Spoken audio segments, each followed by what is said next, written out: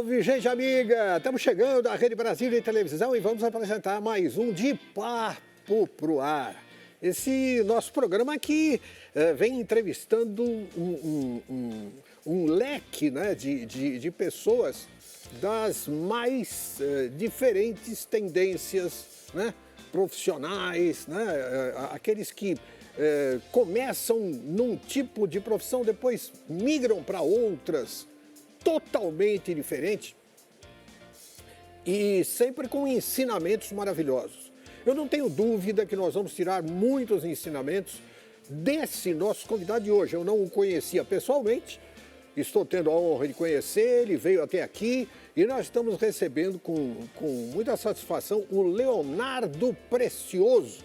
Leonardo Precioso que foi jogador de futebol, né, Leonardo? Legal, Décio. Obrigado pelo convite. Obrigado você por ter vindo. É uma honra poder participar. Sim, tive uma grande passagem, né? Desde as categorias de base até o profissional, né? No futebol, né? Então tive passagem pelas categorias de base do Corinthians, Palmeiras, Juventus, olha só, São Caetano, tive fora no Santo Inês de La Serena, rodei alguns clubes também do interior de São Paulo, do interior do Brasil também. E foram 17 anos, né, trabalhando através, né, do nosso talento, né, com o futebol. E foi uma grande experiência que eu tive na minha vida. Poxa vida, e assim, né, você não se fixou aqui num clube só, você teve em vários clubes, não só em São Paulo, você citou Corinthians, Palmeiras, e depois em outros clubes, São Caetano e tal, depois outros clubes em outros estados e até no exterior. Você jogava em que posição? Eu iniciei a jogar de meia-direita, né? Meia-direita, armador. Mas aí, armador, mas aí depois eu recuei um pouquinho, joguei muito tempo de volante e na lateral direita. Na lateral direita. Hoje volante, lateral direito, ala e o ponta direita se confundem, né? Eles acabam tendo que ter as mesmas, ou quase as mesmas habilidades, né? Na época que foi implantada aquela formação 3-5-2. 3-5-2. E aí eu comecei a fazer bem aquela função pela beirada do campo ali, que é justamente, né, um pouco do ponta direita, um pouco do volante, fazendo a cobertura do zagueiro. Recua, vai pra frente, né, fecha pelo meio, enfim. Foi mais ou menos nesse período aí de quando chegou esse esquema tático, eu migrei para jogar na beirada do campo. Pois é, e aí você foi até para o exterior, onde também brilhou como jogador de futebol. Como é que disso, de repente, tua vida deu uma virada negativa, tremenda, e você acabou indo para o sistema prisional? Sim. Depois de toda essa trajetória no mundo do esporte... Você prefere não falar nisso? Você quer falar nisso? Não, eu acho que faz parte, né, da minha trajetória para que hoje eu pudesse chegar aqui. Mas eu queria te deixar à vontade. Tá tranquilo. Ok, então vamos lá. E assim, depois de toda essa trajetória no mundo do esporte e tal, é que o futebol também é ingrato, né? Eu tive, assim, eu sempre enxergamos que a mudança da trajetória da minha família seria através do meu sucesso com o esporte, sem com dúvida, o futebol. Claro, né? Sempre assim, né? Minha família me acompanhou muito, minha irmã, mesmo jovenzinha, dormia nas arquibancadas das quadras de futsal quando eu ia treinar no meio da semana, né? Eu cheguei no Corinthians assim, aí joguei depois futsal em outros times, como o Guapira, e, enfim, mas aí eu me fixei muito no campo. E aí a minha família acreditava que o mundo do futebol, devido ao meu talento, devido a tudo que estava vivendo, poderia ser o grande instrumento para que a gente pudesse mudar de vida. Claro. Né? Sair daquela escassez, sair da vulnerabilidade. Só que aí, devido a algumas decepções no meio do trajeto, no mundo do futebol, algumas dificuldades, né? Que quando você, como eu vim das categorias de base dos clubes grandes, né, do Brasil, de São Paulo, claro. E aí depois eu fui, né, atuar profissionalmente em times de médio e de pequeno porte também, times de acesso e tal, e a realidade é outra.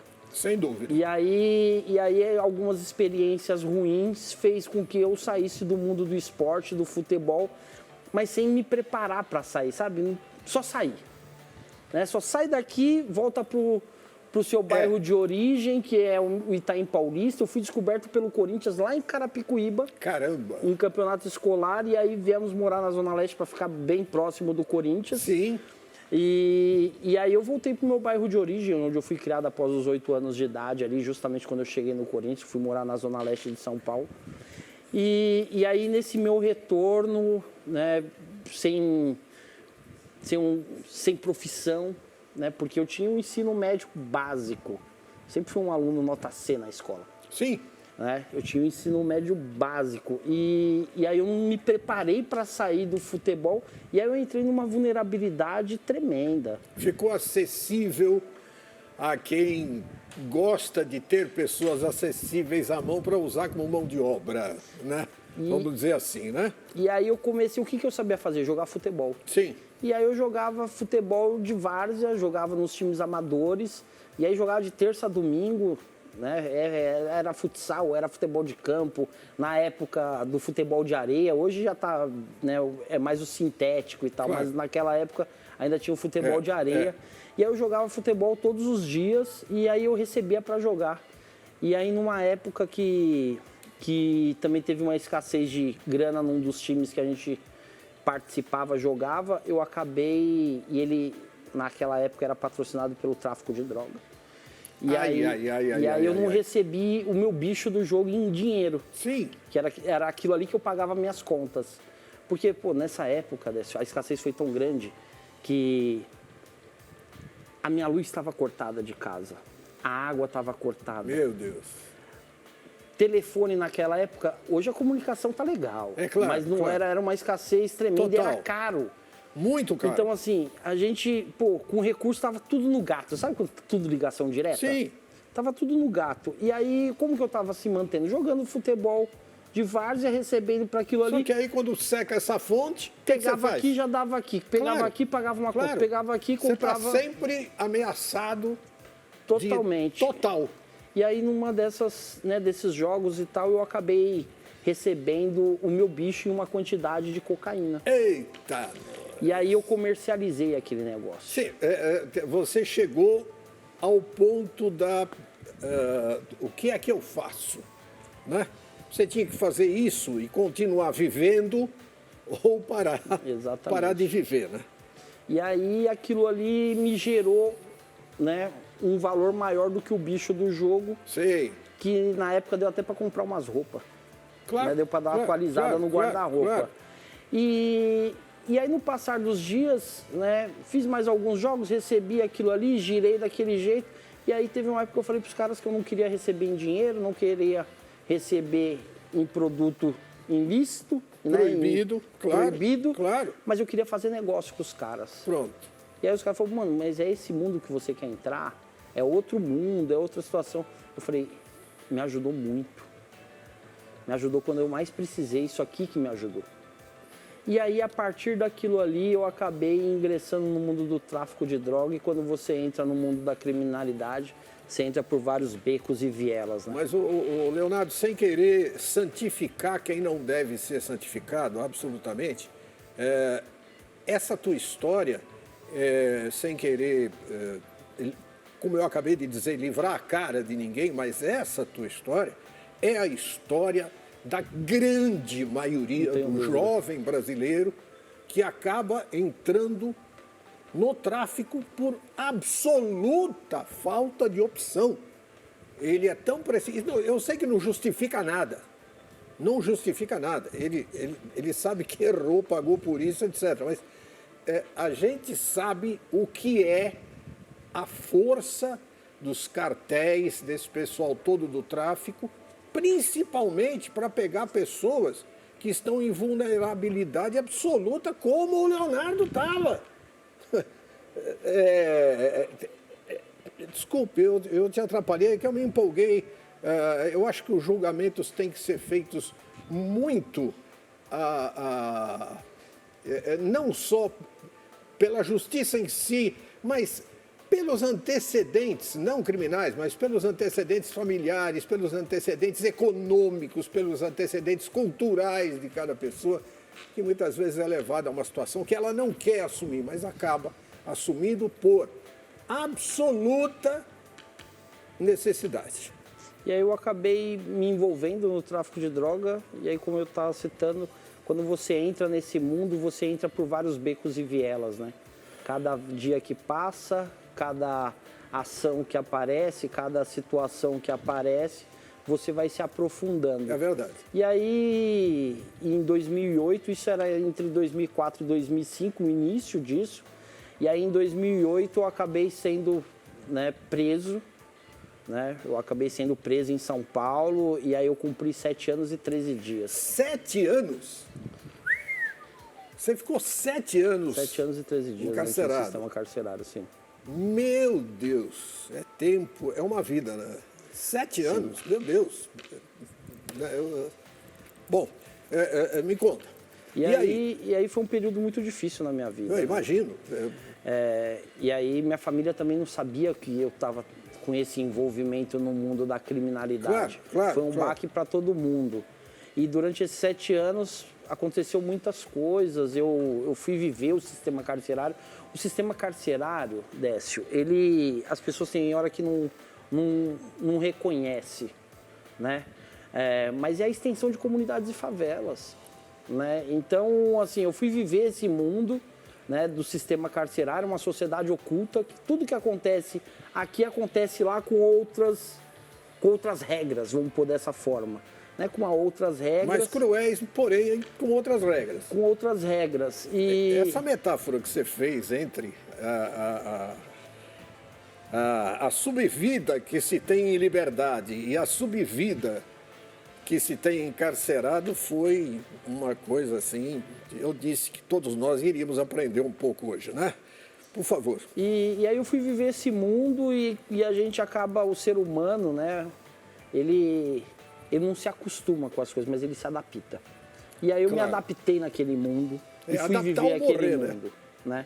Fui viver aquele mundo. E aí eu vivi tudo que possa imaginar que o sistema carcerário possa, né, causar, possa acontecer. Então eu vivi tudo isso. Passei por algumas unidades prisionais, acho 7 unidades prisionais. Só que no meio disso tudo, né, além dos meus pais ter, né, se fragilizado muito com a sua saúde, meu pai, a minha mãe, né, eles nunca me abandonaram, né? Abandonaram no sentido de dificuldade, não é um abandono, não conseguia mais ter perna para percorrer, para me acompanhar. Sem dúvida. Então eu passei um período de praticamente 2 anos sem ter visita de ninguém dentro do sistema carcerário, né, onde a escassez, a dificuldade, né, ao ponto de tomar banho de sabão em pó, Décio, né? Enfim, porque não tinham recursos, as coisas não tinham, unidade totalmente carente.